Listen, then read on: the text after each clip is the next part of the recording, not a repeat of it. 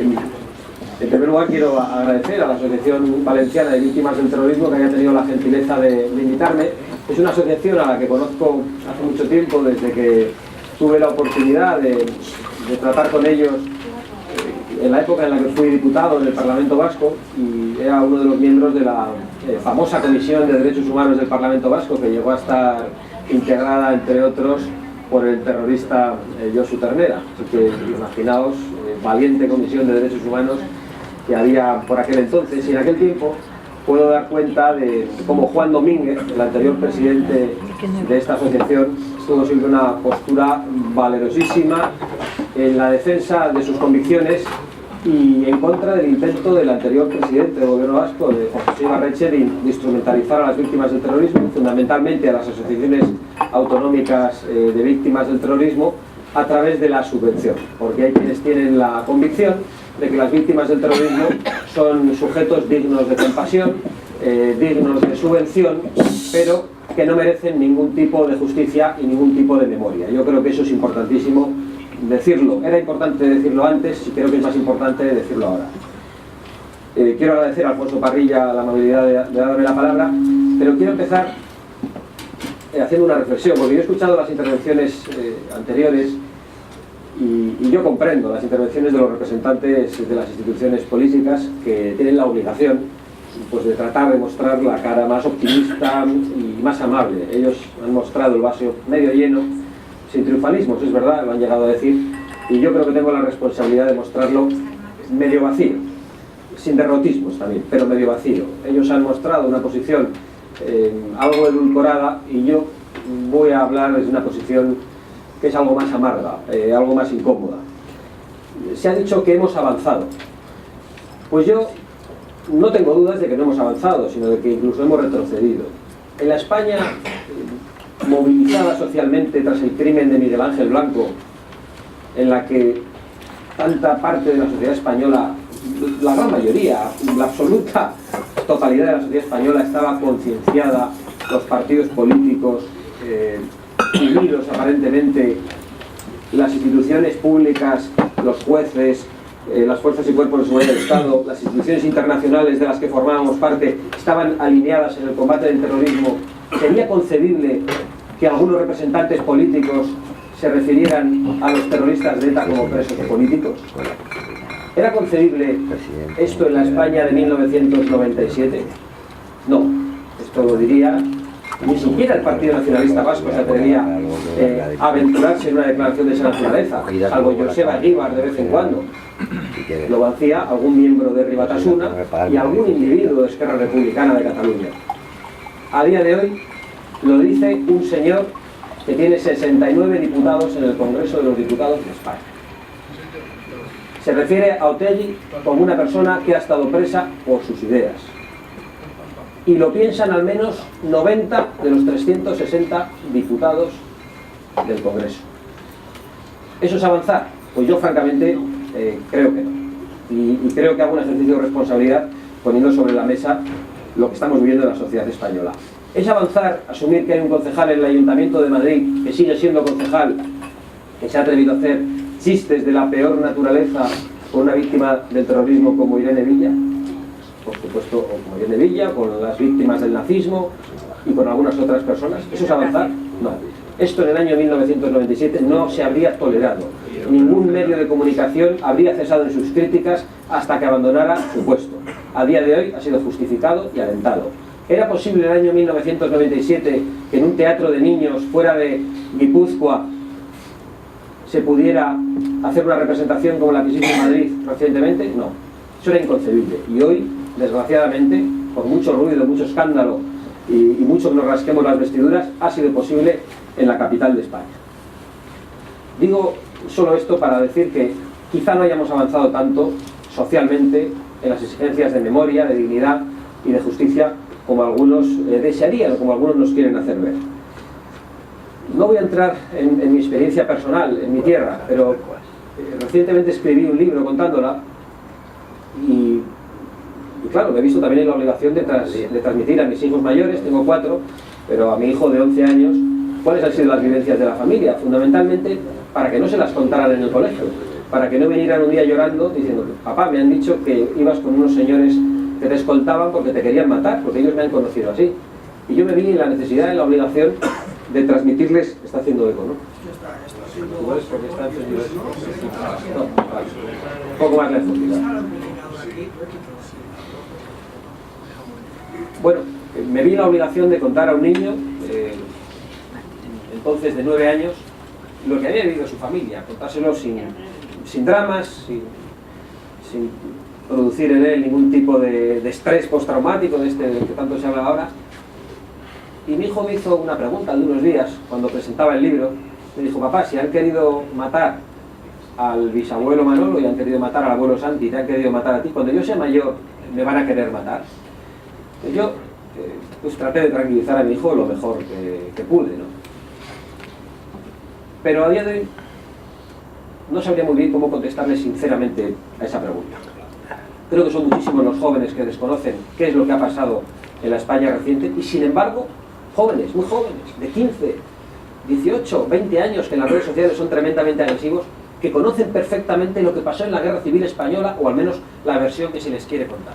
Es decir, hay una posición tremendamente radical sobre la necesidad de una memoria histórica, hemipléjica, de una guerra fratricida entre hermanos, y hay una voluntad deliberada de olvido de lo que ha pasado en la España de las últimas décadas y de lo que aún no estamos libres. Porque hay quienes dicen que el terrorismo se ha ido para no volver, que como ETA ha dejado de asesinar, ya no podrían volver a cometer crímenes, porque entre otras cosas la sociedad se echaría encima. Yo creo que no he escuchado nunca una posición más inocente y más incauta que esa. Probablemente es la misma posición que tenían muchos europeos después de la Primera Guerra Mundial. Era imposible que el horror volviera a Europa, y volvió una Segunda Guerra Mundial. Y después de todo eso, habría muchos que dirían: es imposible que el terror vuelva a reproducirse. Y vinieron los Balcanes. No estamos exentos de que vuelva el terror. Entre otras cosas porque las consecuencias del terror permanecen. Le pedí a Alfonso, y ahora entro en lo que Alfonso me pedía, que hablara de las consecuencias del terrorismo en la sociedad española. Yo creo que han sido unas consecuencias definitivas.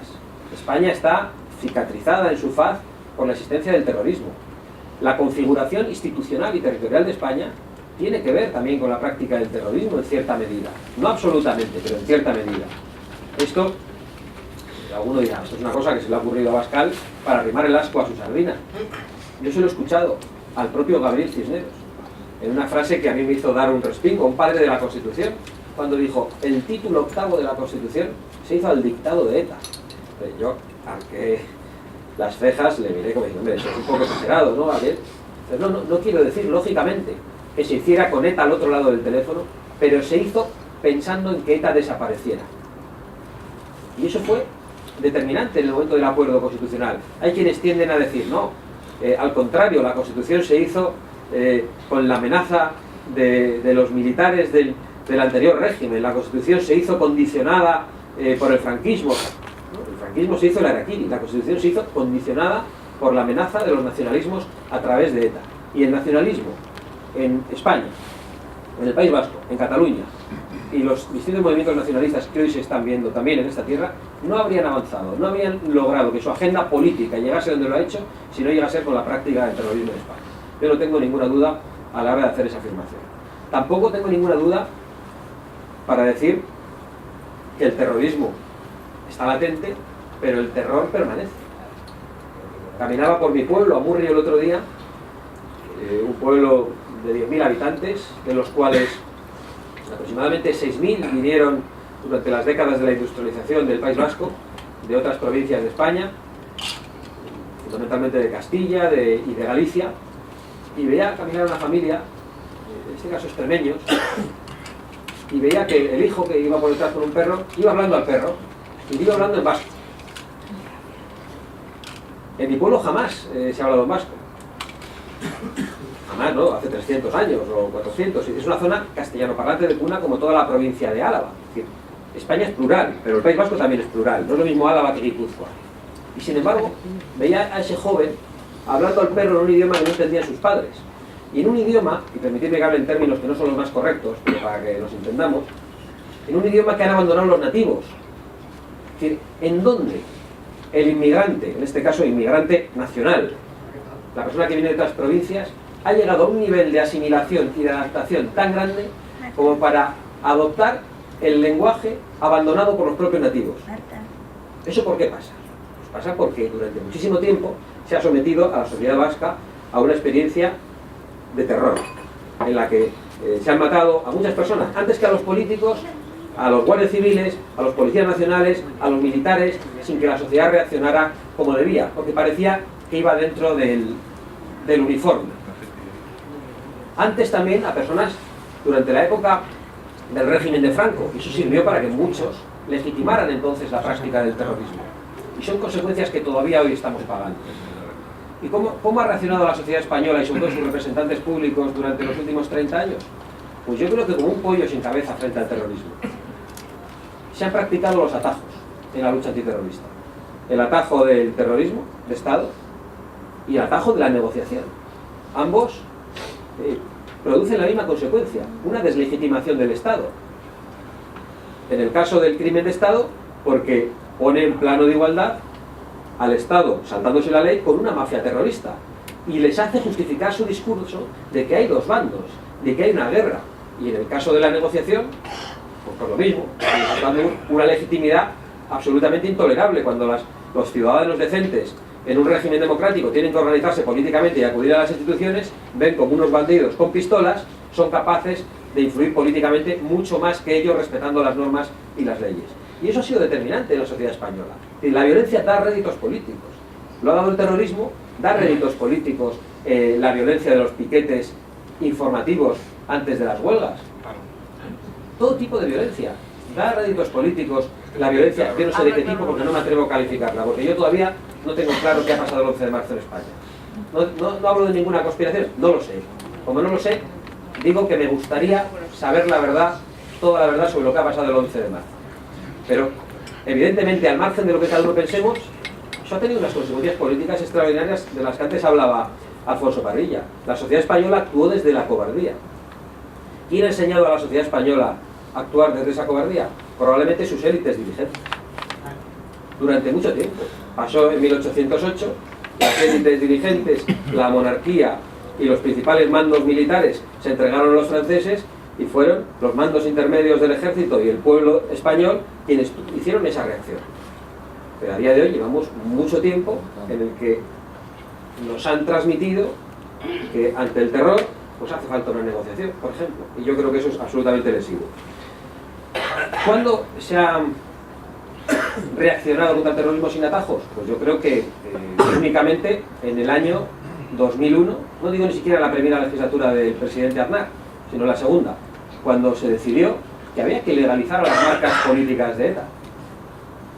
Fue la primera vez que la democracia española fue absolutamente digna en todos los años de andadura democrática. La primera vez.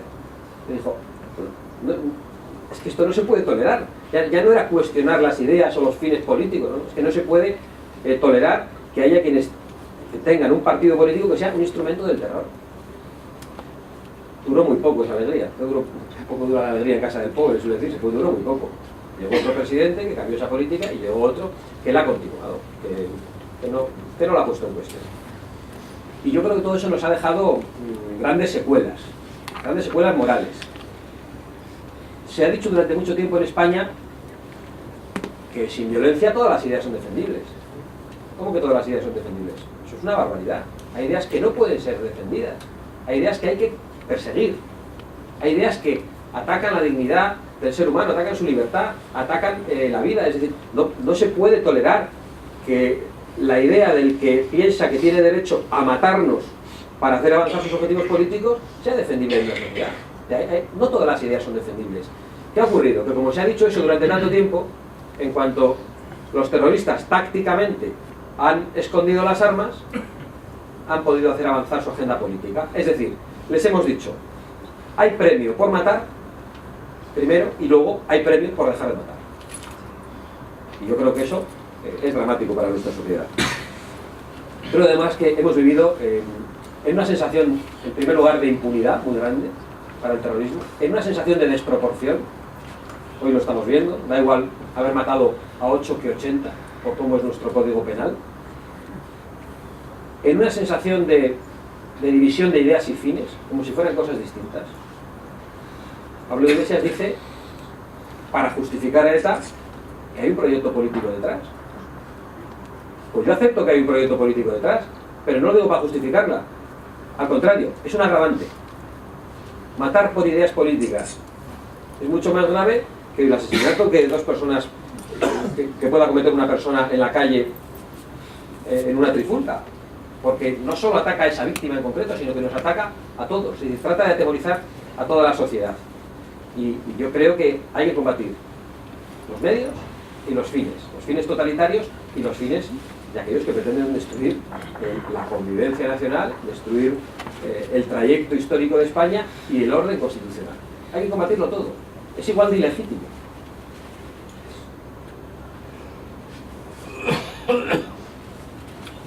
Concluyo con una idea.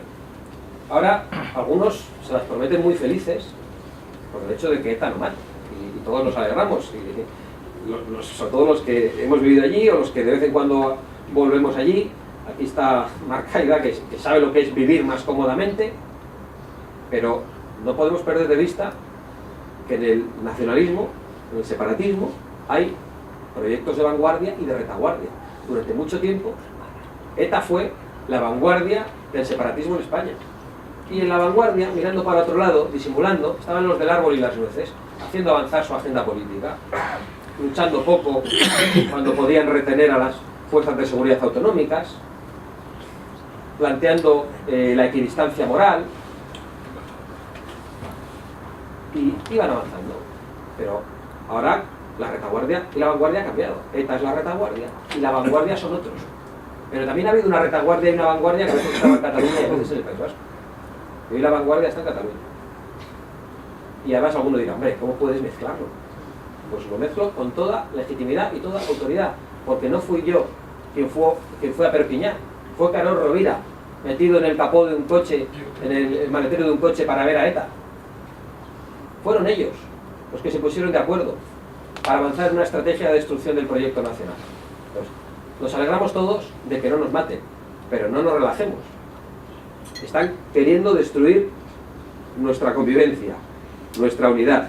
Y si no lo consiguen a través de la estrategia presente, volverán a las andadas. Y yo creo que entonces tendremos que estar fuertes, cohesionados y con las ideas muy claras. Así que cuando mi hijo me pregunta si esto le va a pasar en el futuro, pues desgraciadamente no sé qué contestarle. Y no sé qué contestarle porque un señor que tiene el respaldo de 70 diputados y otros 20 adicionales que simpatizan con él, se atreve a acusar al presidente del gobierno, Felipe González, de tener las manos manchadas de sangre, pero su padre no debe tener las manos manchadas de sangre. La sangre de las víctimas del GAL debe ser de un color y la de las víctimas del FRAP debe ser de otro color.